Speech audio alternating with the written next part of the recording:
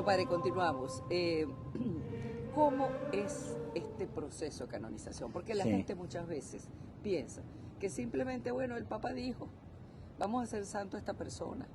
Y entonces, bueno, se hace una gran ceremonia, pero en el fondo, según lo que tengo entendido, estos son procesos muy exigentes, muy rigurosos, y que cumplen una serie de pasos que a veces cuesta años y hasta siglos ser santo a una persona.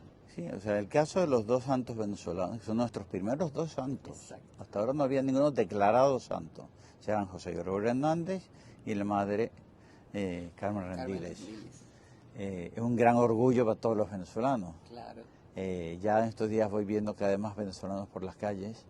Pero no es que el Papa un día decide, voy a canonizar a estos dos porque me parecen importantes, ¿no? Es un proceso que en el fondo se trata de buscar la verdad con los medios humanos y luego recibir la confirmación de Dios por medios sobrenaturales.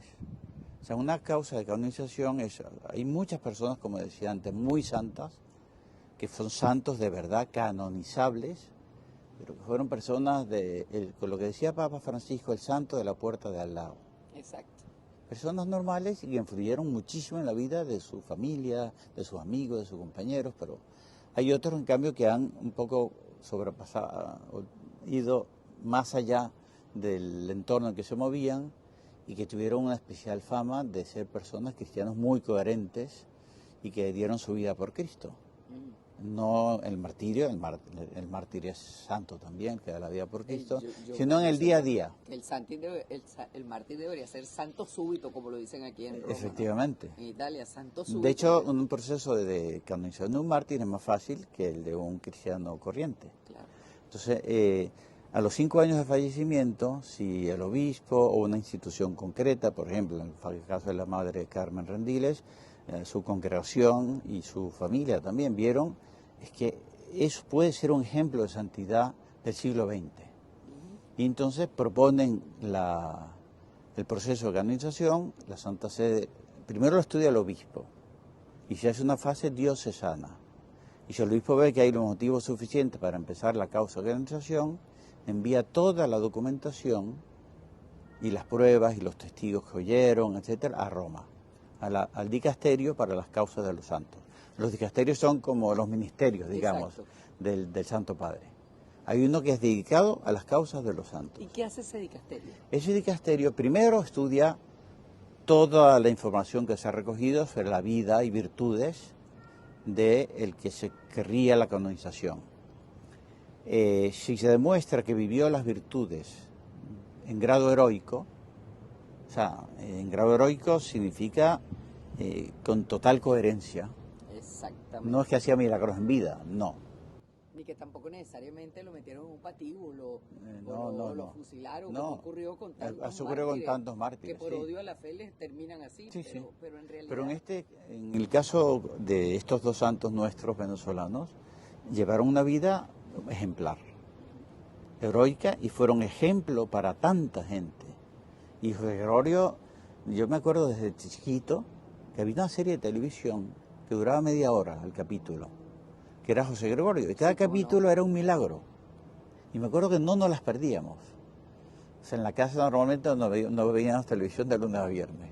Claro, pero ese sí podíamos, media hora. Y bueno, y algún otro programa, ¿no? Claro. Ahora, José Gregorio hizo muchos milagros. Pero hay un momento en que hay milagros que son como los que realmente confirman. Sí, entonces en el caso de José Gregorio no puedo decir, ¿por qué hemos tardado poco más de un siglo para lograr la canonización de José Gregorio? Yo creo que ahí hay dos elementos. Uno es que lamentablemente hubo gente lejana a la fe católica que lo tomaron como parte de sus santos, entre comillas. Y entonces uno se encontraba mezclas, sus ritos, y se encontraban Negro Primero, José Gregorio, el otro Santa Bárbara, se mezclaban las cosas. Y entonces hubo un trabajo muy bien hecho por la Conferencia Episcopal de ir purificando las figuras de José Gregorio. Un evento en Caracas que nunca se había dado. Porque tampoco Caracas porque era tan José poblado. Gregorio, no, efectivamente, José Gregorio era un médico con mucha competencia y prestigio profesional, grandísimo médico, y lo llamaban, entre la gente lo llama el médico de los pobres, porque él atendía a todos, pobres, ricos, y el que podía pagar, el que pague, así yo puedo atender también a los pobres. Y al pobre no solo no le cobraba, sino que si le recetaba una medicina y se daba cuenta que no le iba a comprar porque no tenía plata, él iba y la compraba. Él iba a la farmacia, la compraba y se la daba como que no, yo la tenía, o sea, no como haciendo un favor. Y en una de esas fue que lo encontró la muerte, comprándole a una señora mayor, una viejita. Efectivamente. Unos medicinas. Ahora fíjese, siguiendo con el proceso. Sí, entonces se estudia en la Congregación para los Santos, el Caso de los Santos, lo primero que estudian es la heroicidad de las virtudes. Si eso es demostrado a través de todos los testigos y la gente que se ha oído y las investigaciones históricas también, se le declara venerable. Sí, ese es el primer paso. Ese es el primer paso. Después, y entonces estudian, bueno, y estudian también todos, si tienen escritos, se estudian los escritos también, pero José Gregorio sobre el tema teológico no tenía grandes escritos, pero hay otros santos que también tienen muchos escritos y dedican mucho tiempo al estudio de todos sus escritos con motivos teológicos, por ejemplo, su teología de base, etc. Venerable. Luego se estudian los milagros. José Gregorio tiene fama de haber hecho siempre muchos milagros, pero el problema es que no se habían tomado en serio, sí, no se habían documentado. En ese programa que decía yo recuerdo milagros de curaciones instantáneas, pero no se recogía la documentación, que esta persona entró aquí con un cáncer y salió al día siguiente curada. Entonces eso lo estudia, primero la Comisión Teológica estudia las virtudes y para declararlo venerable. La Comisión Médica, que son médicos de fama mundial, escogidos de diversos países, estudian un milagro del que se ha recogido toda la documentación, antes, durante y después. Y esa comisión de médicos expertos tiene que decir, no hay explicación humana de esa curación médica. Y tiene que ser una curación sostenida en el tiempo. Sí, sí, sí.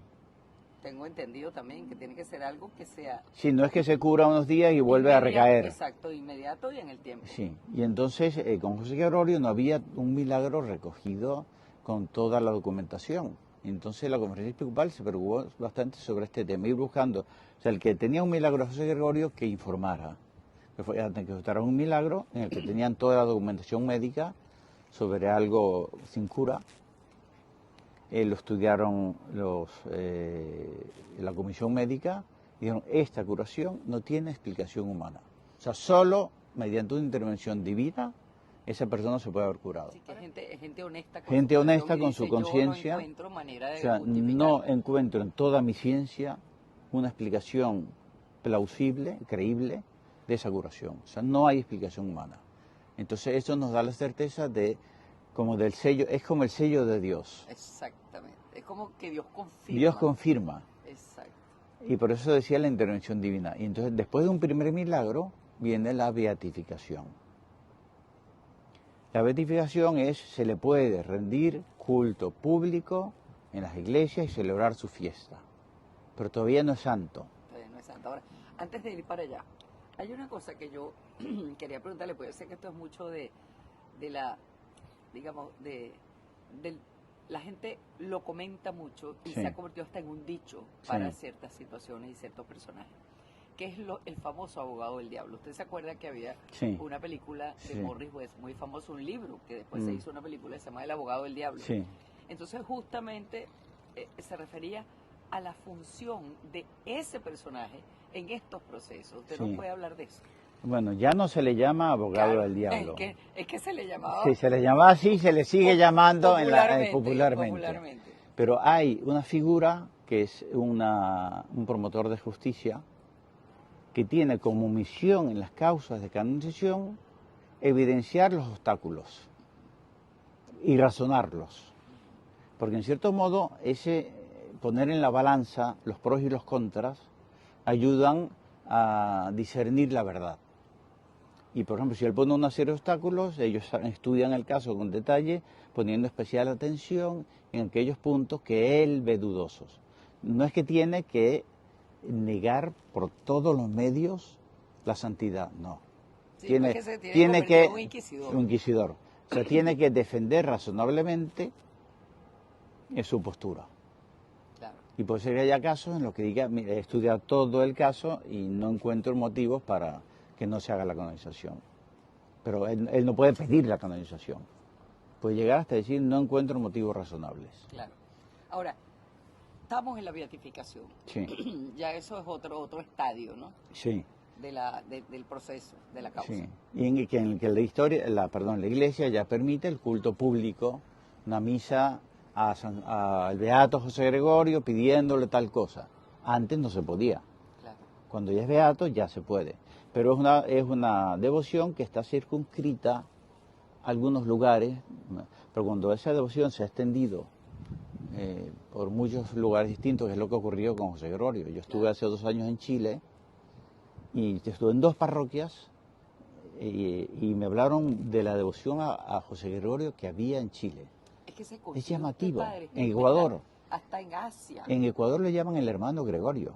Y en Estados Unidos, y también con la inmigración que ha habido en Venezuela. Bueno, será por esa razón que el Papa resolvió que él no necesitaba un segundo milagro. Claro, la palabra final de quién es para la canonización.